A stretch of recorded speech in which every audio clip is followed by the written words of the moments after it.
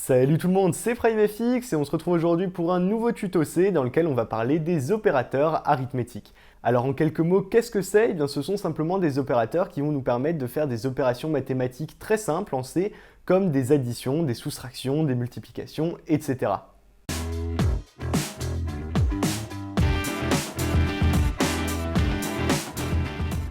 Pour ce tuto, je vous propose non pas de partir d'un fichier totalement vide comme on l'a fait jusqu'à présent, mais j'ai déjà cette fois-ci créé un fichier que j'ai appelé arith.c et dans lequel j'ai simplement fait un include de la librairie standard d'entrée et sortie, donc stdio, et j'ai créé également la base de notre main. Donc dans ce tuto, on va voir, comme je l'ai dit en introduction, les opérateurs arithmétiques, et vous allez voir qu'en fait, il n'y a rien de bien compliqué, puisque ça va être des opérateurs vraiment très simples, et pour vous illustrer ça, eh bien, je vous propose de créer un int a, par exemple, donc on va déclarer une variable a, et à l'intérieur, on va venir stocker, par exemple, 5. Ça, on l'a déjà vu, on a vu qu'on assignait la valeur 5 à la variable a, et bien sachez qu'on peut également faire des opérations sur les valeurs que l'on va venir assigner à nos variables. Par exemple, si je fais a égale 5 plus 2, donc comme ceci, les espaces ne sont pas obligatoires, bien sûr, autour du plus, je les rajoute juste pour aérer un petit peu plus le code et pour que ce soit plus lisible. Et ensuite, on va faire un printf de a égale, et je vais rajouter %d et un \n également, un retour à la ligne, et je vais afficher tout simplement ma variable a. Donc on va revenir au niveau du dossier ici où arith.c est enregistré, et je vais faire open in terminal, et je vais compiler tout ça. Donc je vous agrandis un petit peu le terminal bien sûr, je mets ça comme ça, gcc arith.c-o arith, comme ceci, entrée, et ensuite je vais faire /arith, comme ceci. Et on voit bien qu'on a a égale 7. Et bien voilà, le plus est le premier opérateur arithmétique que l'on a vu. Alors bien sûr, il en existe plein, et ce qui est intéressant, c'est qu'on ne va pas forcément avoir besoin d'utiliser ces opérateurs sur des valeurs directement, mais on va pouvoir les utiliser bien sûr sur des variables. Par exemple, si je viens créer ici un int b, comme ceci, je vais mettre cette fois-ci a égale 5 sans opération, ensuite b égale 2, et puis je vais encore créer un int c, et on va dire c est égal à a plus b, comme ceci. Si je viens recompiler mon code, cette fois-ci je vais mettre 3 printf, je vais faire un printf de la valeur de a, de b et de c, comme ceci. Et donc là, si on vient recompiler, et qu'on lance le programme, on a bien a égale 5, b égale 2 et c égale 7. On a bien c qui est égal à a plus b, donc c qui est égal à a plus 2. Au niveau des opérateurs, eh bien, il en existe plusieurs et ce sont vraiment les opérateurs de base, c'est-à-dire qu'on a le plus, on va avoir le moins également, qui va nous permettre de faire bien une soustraction. Ici, si je relance, on a bien 5 moins 2 égale 3. Ensuite, on va avoir la multiplication, donc 5 fois 2, qui est égal à 10, comme on l'a ici. Et enfin, on va avoir la division, donc si je fais a divisé par b, et bien ici, il va me renvoyer 2, et là, vous allez me dire, mais pourquoi 2? Parce que a est égal à 5 et b est égal à 2, donc on va avoir 5 divisé par 2 qui fait 2,5.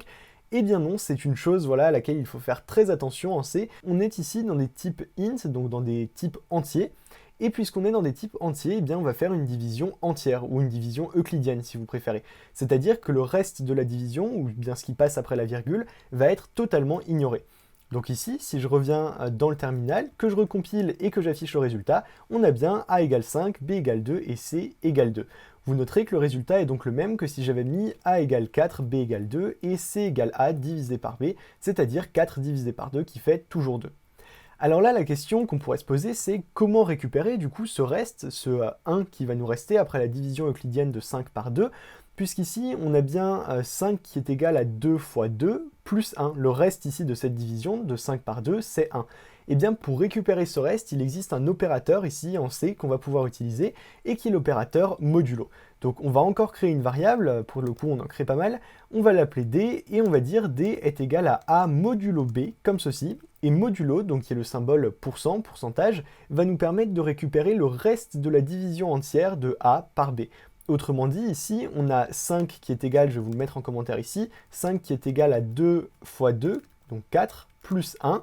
Le reste ici, c'est 1, c'est cette valeur-là qu'on veut récupérer, et bien c'est cette valeur que l'on va récupérer au niveau de la variable d. Pour vérifier ça, eh bien on va l'afficher juste ici, on va faire un printf, un nouveau printf ici de d comme ceci, et si je relance le programme, on va le faire tout de suite, on a bien a égale 5, b égale 2, c égale 2, donc 5 divisé par 2, et d égale 1. Ici, si j'avais mis par exemple a égale 4, eh bien le reste ici, le reste de la division euclidienne aurait été de 0, tout simplement puisqu'on a 4 divisé par 2 est égal à 2, puisque 4 est égal à 2 fois 2, plus 0. On n'a pas de reste après cette division entière. Donc si je viens le recompiler et l'exécuter, on a bien 4 divisé par 2, donc a divisé par b égale 2, et d égale 0. Pour avoir un exemple un petit peu plus détaillé peut-être si vous voulez, on peut écrire un autre printf un peu mieux formaté pour cette utilisation-là, en disant %d divisé par %d, donc deux nombres entiers, est égal à %d, comme ceci, fois %d, à nouveau un autre, plus ici, et un reste qui va être un autre %d. Et donc là on pourrait dire a divisé par b, comme ceci, est égal à b, donc le diviseur, fois le résultat de la division entière de a par b, c'est-à-dire c, plus le reste qu'on a stocké du coup dans notre variable d. Du coup, si j'enregistre ici et que je viens exécuter à nouveau le programme, on a bien 4 divisé par 2 est égal à 2 fois 2 plus 0, et si j'avais mis par exemple 9 ou n'importe quoi d'autre, 9 ici divisé par 2 est égal à 2 fois 4, donc 8 plus 1, 9. Vous remarquerez donc que ces opérateurs s'utilisent de façon vraiment très simple et très intuitive finalement. Simplement, je voulais mettre un peu l'accent sur ce modulo que l'on a généralement moins l'habitude d'utiliser. Mais vous allez voir qu'en C et en programmation de manière générale, c'est un opérateur qui peut s'avérer vraiment très pratique. Donc on va continuer avec ces opérateurs, puisque là on a vu en fait tous les opérateurs qu'il y a, les opérateurs arithmétiques du moins. D'ailleurs sachez également que ce petit égal ici qu'on utilise depuis le début est un opérateur, c'est lui-même un opérateur arithmétique qui est l'opérateur d'affectation. C'est ce que je vous disais, on affecte une valeur à une variable. Donc là, bien sûr, le commentaire que j'ai laissé n'est plus valable pour ces valeurs, mais on va continuer à présent, donc je vais effacer cette partie-là, je vais effacer ce qu'on a écrit ici. On va garder toujours notre A, B, C et D, et cette fois-ci, ou plutôt A juste, pardon, on va garder uniquement A, et cette fois-ci, on va admettre qu'on veut avoir notre valeur A, et on va vouloir lui ajouter ou faire une opération directement sur cette valeur, sur cette variable. On va dire A est égal à A, par exemple, plus 2. Ici, si j'enregistre que je viens recompiler, je vais faire le petit « et » comme ceci pour exécuter directement, on a bien A est égal à 11, puisque 9 plus 2 est égal à 11. Si on voulait faire une multiplication, 9 fois 2, donc on pourrait le faire comme ceci. On aurait bien A égale 18. Ce qu'on fait ici, du coup, ça s'appelle une accumulation. Pourquoi? Puisqu'on accumule une variable, la valeur qu'on a déjà dans la variable, avec le résultat d'une opération sur cette même variable. Et pour ça, eh bien, il existe des opérateurs d'accumulation que l'on va pouvoir utiliser en C. Par exemple, pour écrire A est égal à A fois 2, eh bien, je peux tout simplement écrire A fois égale 2. Ce qui va multiplier la valeur de A par 2 et enregistrer cette nouvelle valeur dans la variable A. Du coup, si je viens ici recompiler et exécuter, eh bien le résultat est exactement le même. Vous noterez d'ailleurs que ça marche également avec le plus, je peux écrire plus égal, comme ceci, je peux le faire avec modulo, donc modulo égal, et je peux le faire également avec moins. On a donc moins égal, et 9 moins 2 est égal à 7. Donc vous voyez que c'est très intéressant puisque ça permet d'écrire un petit peu plus rapidement certaines choses, au lieu d'écrire par exemple A est égal à A divisé par 2 et de se répéter, eh bien on peut directement écrire ça de cette façon.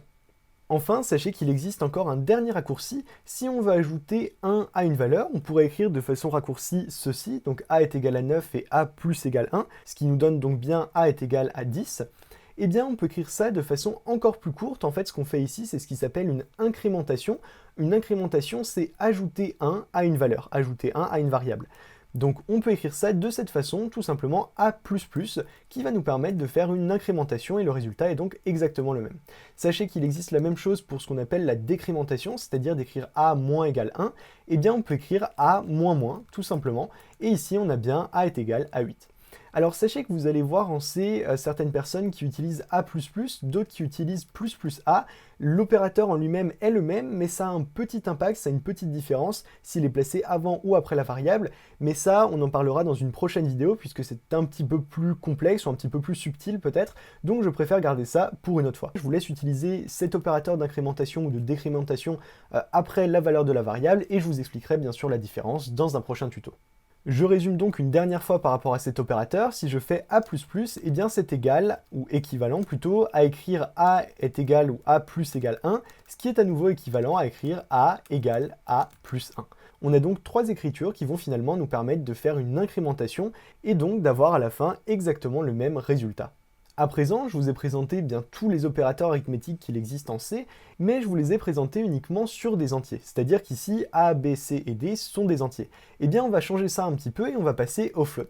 En fait, les opérateurs s'utilisent exactement de la même façon. Tout ce qu'il faut savoir, c'est que quand on utilise par exemple une division, c'est-à-dire que si je fais cette fois-ci A est égal à 9 divisé par 2, je vais avoir A%F, bien sûr, pour afficher un nombre flottant. Et si je l'exécute comme ceci, tel quel, eh bien il m'affiche 4. Alors pourquoi 4 et pourquoi pas 4,5? Eh bien puisqu'ici on divise deux entiers, vous voyez qu'ici si je passe dessus, mon éditeur de texte m'affiche bien int, et du coup il va faire une division de deux entiers, donc une division entière, qu'il va ensuite assigner à la variable a.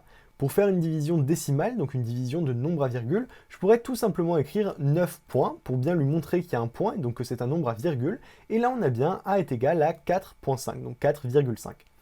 Pour faire ça de façon un petit peu plus simple, on pourrait par exemple utiliser l'opérateur d'accumulation, dire a divisé égale 2, et ici on aurait float a est égal à 9, comme ceci, et là on n'a plus le problème qu'on avait juste avant. Pourquoi? Puisque a est égal à 9, qui est un entier, mais par contre on a bien une conversion qui s'est faite, puisqu'on a enregistré un entier dans un flottant, et donc on divise ce flottant par 2, donc le C va comprendre ici qu'il s'agit bien d'une division décimale. Ici, par contre, attention à une chose, si je veux utiliser le modulo, donc par exemple a modulo égale 2, eh bien si je relance, il va me dire erreur, forcément, puisqu'on utilise un opérateur modulo sur un float, alors qu'on devrait l'utiliser uniquement sur un int, puisqu'on peut calculer le reste d'une division entière uniquement, bien sûr, sur des entiers. Donc ça n'a aucun sens de vouloir l'appeler sur des flottants. Je vous ai présenté la division ici pour les flottants, mais bien sûr, sachez que c'est exactement la même chose avec tous les autres opérateurs que sur des entiers, que ce soit plus, moins, divisé ou la multiplication. Il y a un dernier petit truc que je veux vous montrer encore et qui est vraiment très intéressant, et c'est pour revenir un petit peu sur l'exemple que je donnais déjà dans le dernier tuto par rapport au caractère. Ici, je vais écrire char a est égal à a. Ici, il va donc, si vous vous souvenez, nous stocker la valeur 97, on le voit ici sur l'éditeur, puisque a ici, entre guillemets simple, donc le caractère a, vaut dans la table ASCII la valeur 97. Donc ici, on a un entier, enfin une variable de type char, qui contient la valeur 97, qui correspond donc à notre caractère a. Eh bien, si j'affiche par exemple ici %c, si j'affiche notre caractère, je peux faire la compilation et l'exécution, on voit bien a est égal à a. Mais souvenez-vous, le A, le caractère, finalement, c'est également un nombre. C'est un nombre qui est interprété d'une façon spécifique à cause de ce %c, mais je peux afficher ici, entre parenthèses, %d, pour avoir sa valeur numérique. Alors là, je suis juste allé un petit peu trop vite, forcément. J'ai 2%, j'ai %c et %d, il faut que je précise la variable qui correspond à chacun des pourcents, à chaque affichage, et on a bien A égale A, entre parenthèses, 97. Si on va aller un peu plus loin, eh bien sachez qu'on peut faire des opérations sur les caractères. Par exemple, ici, je peux faire A++, comme ceci, je peux relancer le programme, et qu'est-ce qu'il m'affiche? B98. Pourquoi? Puisqu'on a augmenté de 1 la valeur numérique qui est stockée dans le char, dans notre char A, et donc la valeur qui correspond dans la table ASCII n'est plus la même. On peut très bien faire tous les opérateurs qu'on veut, on peut dire par exemple, d'ailleurs on peut en cumuler, je pourrais très bien écrire A est égal à 90 plus 5 moins 3, j'écris n'importe quoi, hein, divisé par 12, et bien ici ça va m'afficher un caractère, le caractère voilà tiré du bas, puisque ça va correspondre à 95 dans la table ASCII. Donc c'est particulier, on peut en avoir besoin dans certains cas relativement spécifiques, mais je voulais quand même insister sur le fait que tout est stocké sous forme finalement de nombres, et encore plus loin sous forme de 0 et de 1, et donc on peut faire des opérations arithmétiques sur absolument tout ce qu'on veut, même sur des caractères. C'est donc tout ce que je voulais vous montrer pour ce tuto, j'espère qu'il vous aura plu. En tout cas, n'hésitez pas à vous entraîner à utiliser les opérateurs que je vous ai présentés ici. Le tuto en soi était pas bien difficile, puisque les opérateurs arithmétiques comme ceci, eh bien, ce sont des opérateurs dont on se sert finalement tout le temps, au quotidien, donc on les connaît sans même avoir jamais fait de programmation auparavant. En tout cas, voilà, c'est peut-être un tuto relativement simple, mais qui va nous permettre d'arriver tout doucement à d'autres opérateurs qui vont être ceux qu'on verra dans les prochains tutos, et qui vont notamment nous permettre de comparer des valeurs qui sont stockées dans des variables. J'espère encore une fois que cette vidéo vous a plu. Si c'est le cas, je vous invite à mettre un petit pouce bleu et à vous abonner pour ne pas rater les prochaines. Et sur ce, je vous dis à très bientôt pour de prochaines vidéos.